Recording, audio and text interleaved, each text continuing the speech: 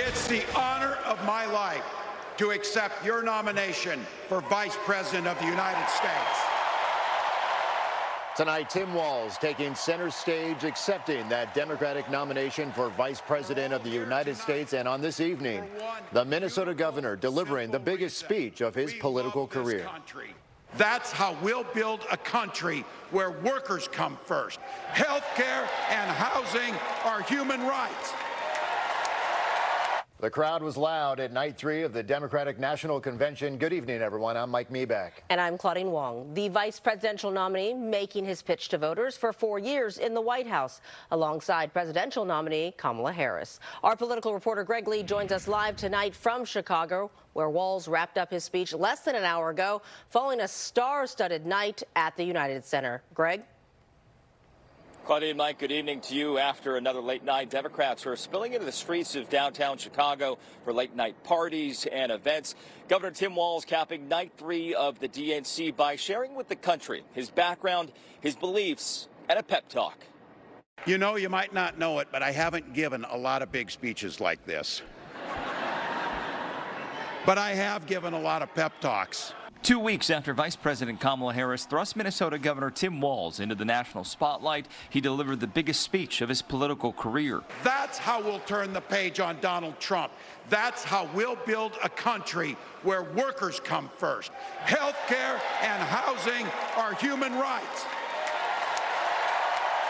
And the government stays the hell out of your bedroom.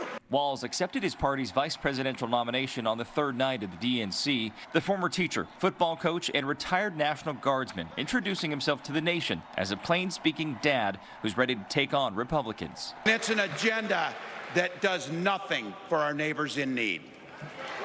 Is it weird? Absolutely. Absolutely. But it's also wrong. And it's dangerous. 2 days ago, I turned 78, the oldest man in my family of 4 generations.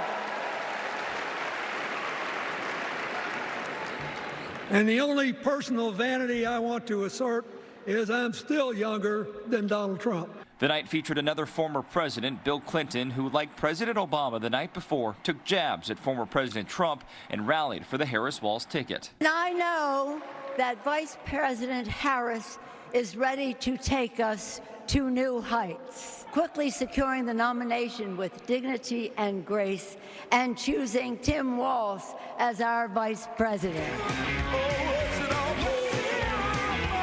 John Legend and Legend and Sheila E delivered a tribute to Prince, a native of Minnesota, in a nod to Walz, just part of a star-studded night, including a surprise appearance from Oprah. Let us choose truth, let us choose honor, and let us choose joy.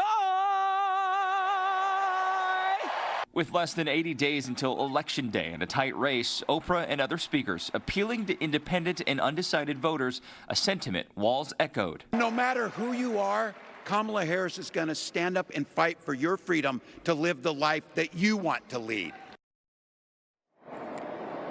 Tonight, the Trump campaign was quick to criticize Walz, saying he spent 0 minutes offering a specific plan. Now all the attention shifts to tomorrow night and Vice President Kamala Harris as she prepares to deliver the biggest speech of her career as she accepts the nomination to be the party's nominee for president. Reporting live in Chicago, Greg Lee, KTVU, Fox 2 News. Claudine? And Greg, it has been a very long week with long nights, as you said, where, time limits don't seem to be in play as they try to hype up the delegates and really get the excitement going. We talked about surprises earlier, and Oprah was a big surprise tonight. How was the energy tonight inside the United Center when you compare to what's been going on all week long? I mean, I think there's been a sense that in that last hour, you never know what's going to happen. So certainly when Michelle and Barack Obama delivered their speeches last night, the arena was captivated and the energy was certainly palpable. There were tears in people's eyes. And much of the same tonight, as we heard from Oprah Winfrey. There were a lot of fans of her in the crowd, and the energy was obviously very loud for that. Certainly the same type of energy that we saw for former President Clinton. So now the bar has been set for that type of energy. We will see what the Democrats deliver tomorrow. Yep, the biggest night yet ahead. All right, Greg Lee reporting live from Chicago. Thank you, Greg.